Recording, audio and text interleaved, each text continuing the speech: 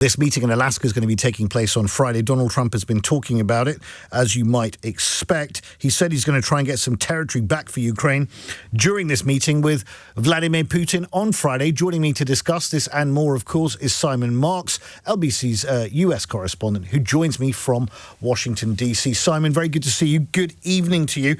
What has Donald Trump been saying about the meeting in Alaska on Friday?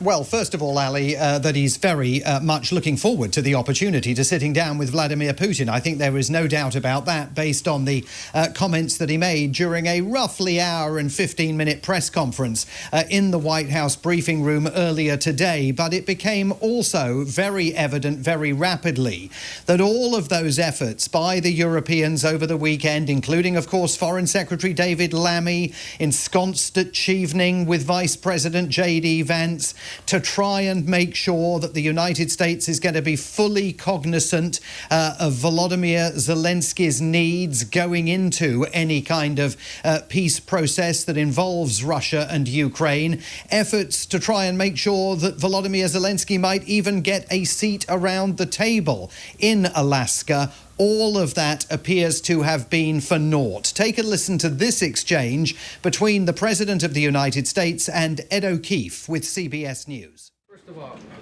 Volodymyr Zelensky is not invited on Friday? He wasn't a part of it.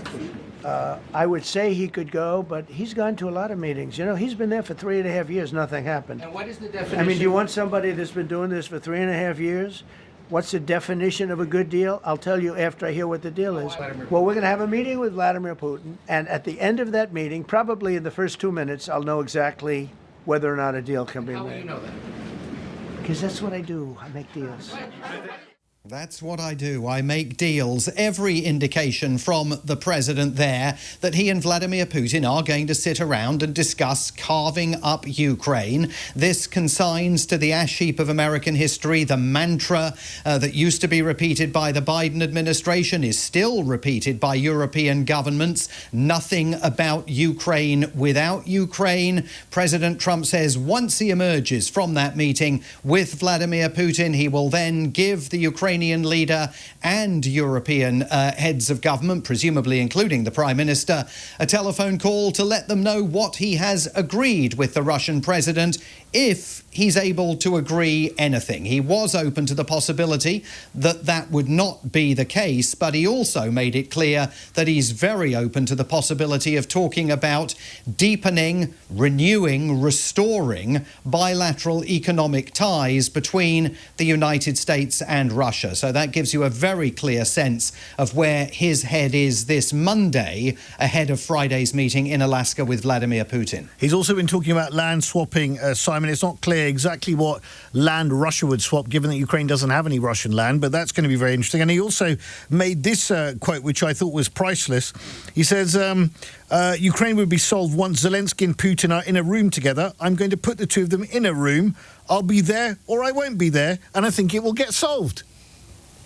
Yeah, absolutely. I mean, and we have no idea when that might take place. The Russians were very clear over the weekend that as far as Vladimir Putin is concerned, any face-to-face meeting with Volodymyr Zelensky, in the words of a Kremlin aide, is still miles away. So there's no indication that that meeting, with or without Donald Trump brokering it, is truly in the offing. One thing, though, is absolutely clear. The president is not going to let any European leader into the room, either the room with him and Putin or the room with him, Putin and Zelensky, if we ever get to that stage. Donald Trump determined to own this process personally, and that is partly due to the fact that he's a bit of a control freak, but it's also due to the fact that if it works out, he wants the untrammeled ability to be able to lay claim to the Nobel Peace Prize as a result. Now, turning to more domestic issues in the US, Simon, Donald Trump also hinting that the National Guard will be deployed in Washington, D.C., because apparently it's a very dangerous place.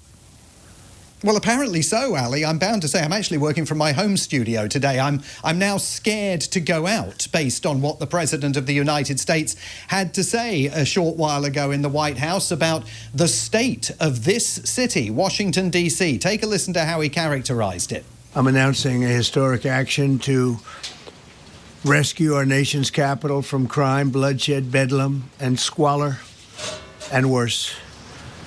This is Liberation Day in D.C., and we're going to take our capital back. We're taking it back. Crime, bloodshed, bedlam, squalor, and worse. He spoke of Washington, D.C. being a city of complete and total lawlessness. I mean, those descriptives are simply not going to be recognized by the vast majority of Washingtonians. We certainly know that there has been an uptick in carjackings down in the center of the city over the last few months, but violent crime is at a 30-year low here. The Trump White House now saying those figures are cooked up by the city's police department, and so Donald Trump has taken control of the city's police department. He has revoked Washington's ability, the ability of the mayor of this city, to run the police department here. He's putting Attorney General Pam Bondi in charge of it and says that he will deploy National Guard troops onto the street to bring the situation under control. And critically, Ali, he says this is just a test bed for what he wants to do in other Democratic Party strongholds all over the country. He identified New York, Chicago, Los Angeles, Baltimore and Oakland as cities that are on the list for this kind of treatment once he gets this operation moving here in Washington. Another fresh example of Donald Trump expanding the powers of the executive and the presidency here, in this case at the cost of the local city authorities, all of whom, of course, are Democrats. We shall watch this unfold with absolute fascination. Thank you very much indeed, Simon. A pleasure as always. Simon Marks, LBC's US correspondent.